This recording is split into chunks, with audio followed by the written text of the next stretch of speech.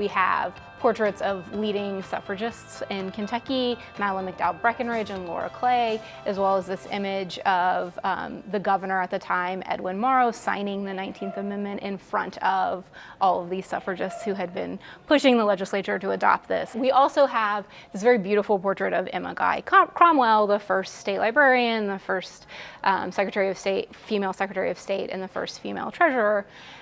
This was done in 1927 by a local studio here in Frankfort and was donated by that studio. She lived in Frankfort for most of her life. This is a silver coffee pot that was presented to her by the judges and officers of the Court of Appeals. So we know that you're a librarian and a lady and you probably like coffee and you definitely entertain. So we'll give you a silver coffee pot, not a pen or any kind of, masculine thing that we would give other state leaders an urn, a coffee pot. So that shows kind of the tension of the era. Thanks to the Kentucky Historical Society for showing us the incredible work they are doing in Frankfort. You can learn more about the exhibits they have at history.ky.gov. We're back with our panel of guests for our Women in Politics show to talk about another big topic, school safety. With a recent mass shooting at Stoneman Douglas High School in Florida that killed 17 people, both parents and elected officials are working hard to come up with solutions to make American kids feel safe when attending school. All right, now we're talking about the very important issue of school safety. It's been a conversation that many people are talking with, whether you're younger or older, and we wanted to get your feedback on, obviously, there's not a quick answer to fix the school safety issue, but what is a way to kind of address this, and what's your reaction to it as a parent, but also an elected official? I will tell you that school safety is always something on our minds, but it is separate from local city government. The school board is the deciding factor, and they work very closely with our sheriff's department. We have school resource officers in our middle and high schools and have had for years, but this year the sheriff and the Boone County Board of Education have partnered to put school resource officers in all of the elementary schools across Boone County. So that creates at least the appearance and the comfort zone for parents and for students. Plus it gives them that one-on-one interaction with an officer so that they can be comfortable with that. I don't think there's a single answer to school safety. When you start thinking about all the different facets, mental health is certainly one of the things that needs to be watched and addressed. And until we can actually get a better handle on what is making our children violent or making them think that's the only way to resolve a problem, we're still going to continue to deal with it, armed teachers, armed policemen or not. And Councilmember Bledsoe, I know that in the city of Lexington, there was an accidental school shooting at a high school, and there is now discussion about having metal detectors at high schools. Is that a right move for the schools to get involved with? Well, that's not for me to decide. It's the school board's decision. I mean, as a mom, I want to put my kids in my house with the doors locked and the alarm on and protect them. But that's not realistic. And as schools are designed to be safe spaces and community spaces, are not designed to be jails or designed to really have that kind of security. I mean, for every door you walk through, there's a window open.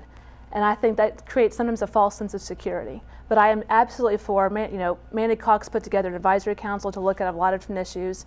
It's not just about, the hardscape, it's the counselors, it's the social workers, it's having people intentionally look at kids holistically. I tell my kids all the time in elementary school, look for the kid that's lonely, play with them. Look for the kid that doesn't have any friends, who maybe is the bully or is being bullied.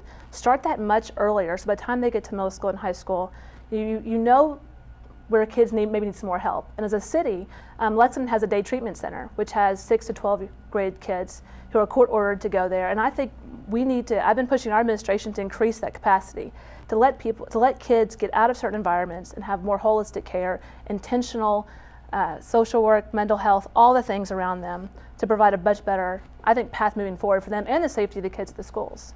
And Councilwoman Lead, as there's been discussed, it's the school boards, they're the ones that are able to kind of do some work on this, but as a parent, but then as elected officials, it's kind of tough to sit back because you want to get in there and make decisions. Well, I think I have to look at it from when I put my parents' hat on, which is, of course, that's what moms do first. We always put our parents' hat on,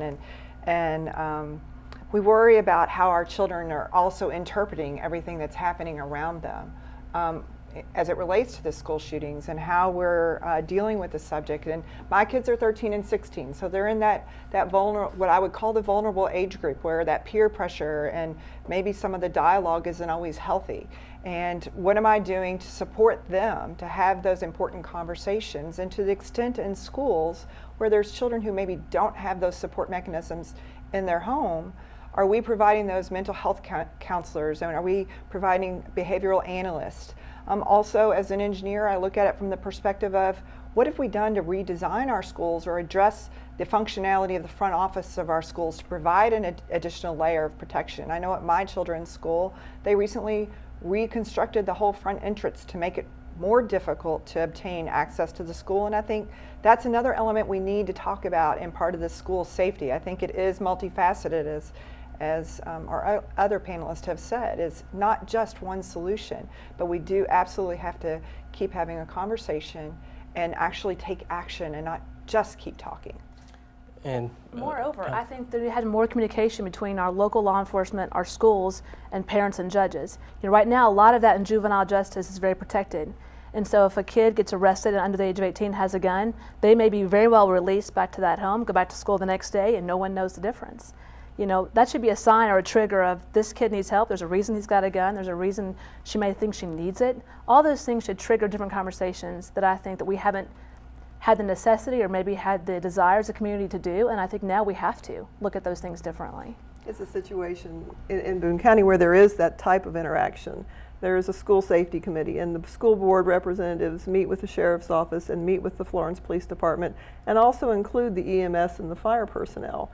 And so if a child is in a bad situation at home and something occurs where the police are called, then they want the school to know that there's a potential, and it gives the resource officer the opportunity to pay special attention and talk to that child when they come in, just to have that one-on-one interaction, to let them know they're not alone, that there are other ways to deal with some of the things that they think are insurmountable or just weighing really heavy on them. coming up, we'll talk to our panel about what inspired them to get into politics. Next on In Focus Kentucky.